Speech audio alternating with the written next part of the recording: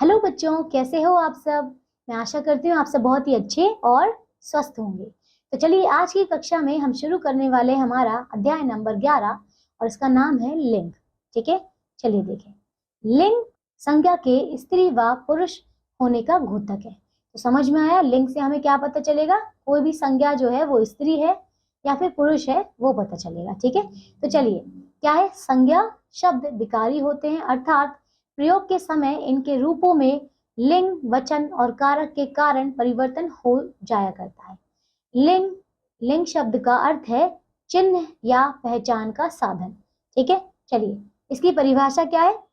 शब्द के जिस रूप से यह पता चलता है कि वह पुरुष जाति का है या स्त्री जाति का, उसे व्याकरण में लिंग कहते हैं। ठीक है, हिंदी में लिंग के दो भेद हैं, पुल्लिंग और स्त्रीलिंग।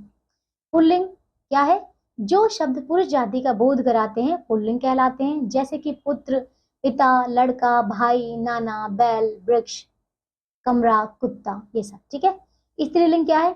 जो शब्द स्त्री जाति का बोध कराते हैं वे स्त्रीलिंग कहलाते हैं, स्त्रीलिंग कहलाते हैं, जैसे कि पुत्री, माता, लड़की, बहन, दादी, नानी, गाय, चारपाई, कुली, पुस्तक, मक्खी, ये सब। ठीक है, चलिए सभी संज्ञाएं चाहे सजीव हो या निर्जीव हो या तो पुल्लिंग होंगी या तो स्त्रीलिंग, है ना।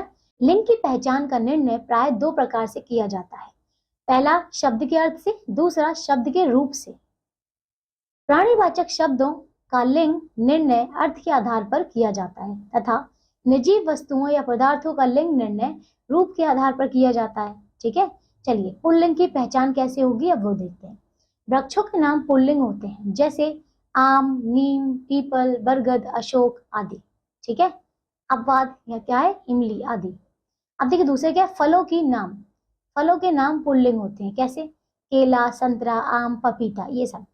धातुओं व रत्नों के नाम पुल्लिंग होते हैं, कौन से? जैसे सोना, लोहा, तांबा, रांगा, हीरा, पन्ना आदि। चौथा क्या है, अनाजों के नाम पुल्लिंग होते हैं, कौन से? जैसे चना, बाजरा, गेहूं, चावल आदि। ऐसे ही पांचवा क्या है, प्राय भारी, मोटी, भट्टी और विशाल वस्तुओं के नाम पुल्लिंग होते हैं, जैसे कि रस्सा, टीला, गट्ठर, पत्थर आदि। छठा है, ग्रहों के नाम पुल्लिंग होते हैं, जैसे कि सूर्य, चंद्र, बुध, मंगल, शनि, शुक्र।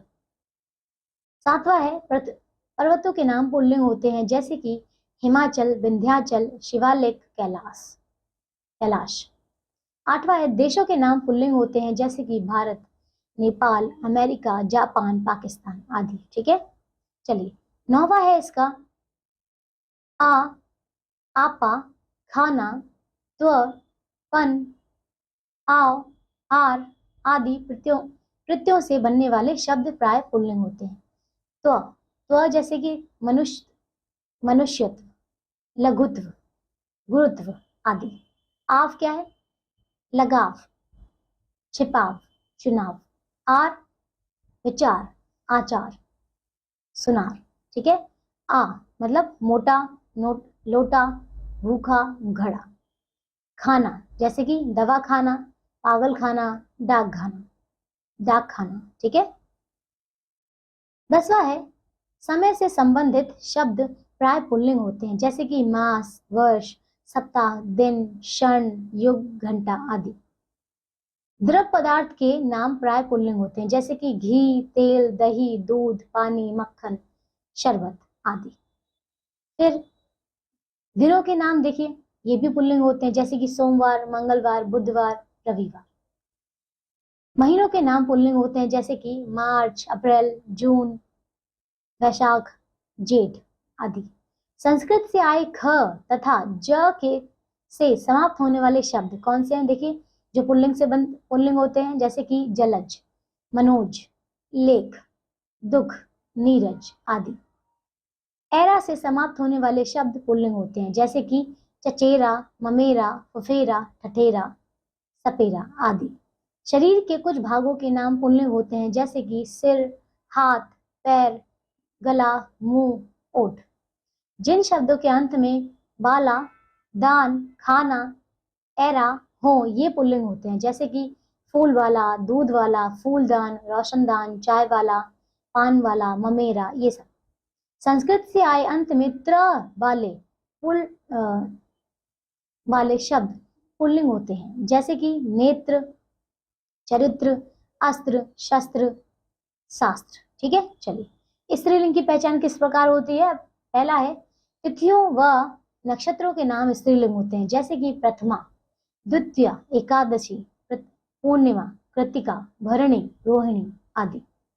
नदियों तथा झीलों के नाम स्त्रीलिंग होते हैं, जैसे कि गंगा, यमुना, ब्रह्मपुत्र, डल, झेलम आदि।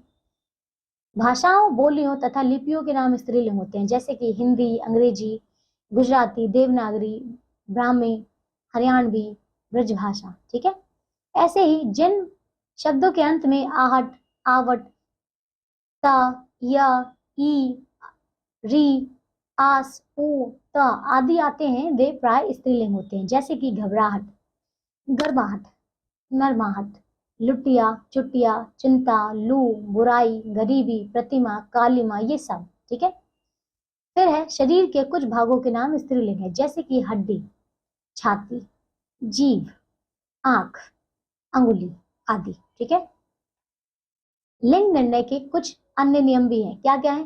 प्राणीवाचक संज्ञाओं में पुरुष जाति का बोध कराने वाले शब्द पुल्लिंग तथा स्त्री जाति का बोध कराने वाले शब्द स्त्रीलिंग होते हैं, किंतु कुछ शब्द नित्य पुल्लिंग में और कुछ नित्य स्त्रीलिंग में प्रयुक्त होते हैं। जैसे कि देखिए, नित्य पुल्लिंग शब्द कौन से हैं।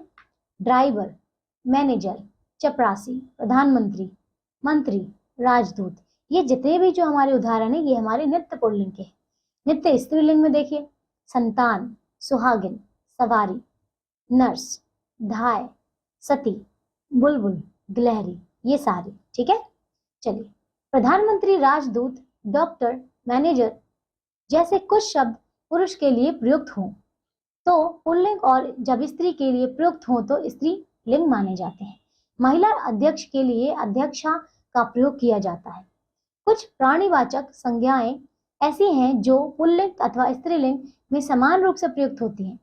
इनके विपरीत लिंग बताने के लिए पुल्लिंग से पूर्व नर तथा स्त्रीलिंग से पूर्व मादा शब्द का प्रयोग किया जाता है। जैसे कि देख सकते हैं आप, नर मक्खी या मादा मक्खी, नर छिपकली या मादा छिपकली, नर मकड़ी या मादा मकड़ी। ठीक है, इसी प्रकार नर चील या मादा चील। ठीक है, एक ही वस्तु के दो नाम भिन्न भिन्न लिंग में हो सकते हैं, जैसे कि चित्र पुल्लिंग है, तस्वीर क्या है, स्त्रीलिंग है, नेत्र क्या है, पुल्लिंग है, और आंख क्या है, स्त्रीलिंग है, रास्ता पुल्लिंग है, गली क्या है, स्त्रीलिंग है। ठीक है, ग्रंथ क्या है, पुल्लिंग, और पुस्तक क्या है, स्त्रीलिंग। ठीक है, लिंग परिवर्तन संबंधी नियम क्या है, पुल्लिंग से स्त्रीलिंग करना है तो देखिए क्या है। पहला, अकारांत पुल्लिंग शब्दों को अकारांत कर देने से वे स्त्रीलिंग हो जाते हैं। जैसे कि देखते हैं, पुल्लिंग क्या था, मूर्ख, स्त्रीलिंग क्या होगा, मूर्खा। भवदीय, ये पुल्लिंग है, स्त्रीलिंग क्या होगा, भवदीया। कांत, कांता, श्याम, श्याम, श्यामा, प्रिय, प्रिया, छात्र, छात्रा, शिष्य, शिष्या। ठीक है, ये कुछ उदाहरण है। दूसरा है, अकारांत या आकारांत शब्दों को इकारांत कर देने से वे स्त्रीलिंग हो जाते हैं। जैसे नर, नारी, कबूतर, कबूतरी, नाना, नानी, पुत्र, पुत्री, मौसा, मौसी, ये सारे उदाहरण हैं। ठीक है, तीसरा है, अकारांत पुल्लिंग शब्दों के अंत में नी जोड़ देने से वे स्त्रीलिंग हो जाते हैं। जैसे हंस, हंसनी, सिंह, सिंहनी, शेर, शेरनी, ऊंट, ऊंटनी, चोर, चोरनी आदि। ठीक है, चौथा है, व्यवसाय, व्यवसाय या जाति प्रकट करने वाले शब्दों में अंतिम स्वर का लोप करके उनमें इन जोड़ने से वे स्त्रीलिंग बन जाते हैं। जैसे कि तेली, तेलिन, पड़ोसी, पड़ोसिन, कुमार, कुम्हार, कुम्हारिन, कहार, कहारिन, दर्जी, दर्जिन, लोहार, लोहारिन, सुनार, सुनारिन, बाघ, बाघिन आदि। ठीक है, पांचवा है, जाति बोधक पुल्लिंग शब्दों के अंतिम स्वर का लोप करके उनमें आइन जोड़ देने से वे स्त्रीलिंग हो जाते हैं। जैसे कि देखते हैं, हलवाई, हलवाइन, जुलाहा, जुलाहिन, पंडित, पंडिताइन, चौधरी, चौधराई। ठीक है, चलिए छठा है अकारांत पुल्लिंग शब्दों में आनी, आणी लगा देने से वे स्त्रीलिंग बन जाते हैं, जैसे कि रुद्र, रुद्राणी, मेहतर, मेहतरानी, महाराज, महारानी, सेठ, सेठानी, देवर, देवरानी। ठीक है, चलिए सातवां है अकारांत पुल्लिंग शब्दों के अंतिम स्वर आ के स्थान पर इया कर देने से वे स्त्रीलिंग हो जाते हैं, जैसे कि लोटा, लुटिया, पीढ़ा, पीढ़िया, बूढ़ा, बुढ़िया। ठीक है, चलिए आठवां है अकारांत पुल्लिंग शब्दों में अक के स्थान पर इका कर देने से वे स्त्रीलिंग हो जाते हैं, जैसे कि याचक, याचिका, परियाचक, परियाचिका, बालक, बालिका, सेवक, सेविका। ये सब।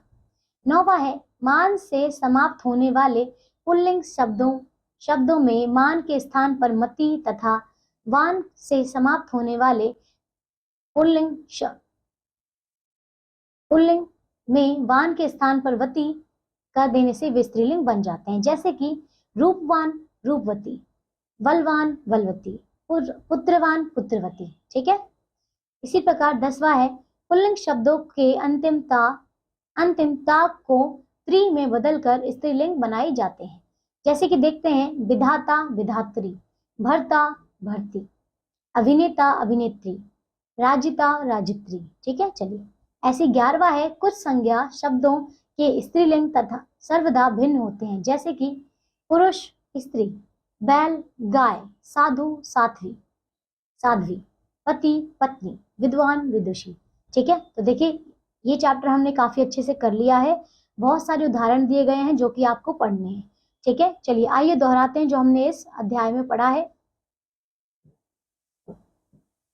लिंग शब्द का अर्थ है चिन्ह या पहचान का साधन। दूसरा, शब्द के जिस रूप से यह पता चले कि वह पुरुष जाति का है या स्त्री जाति का, उसे व्याकरण में लिंग कहते हैं।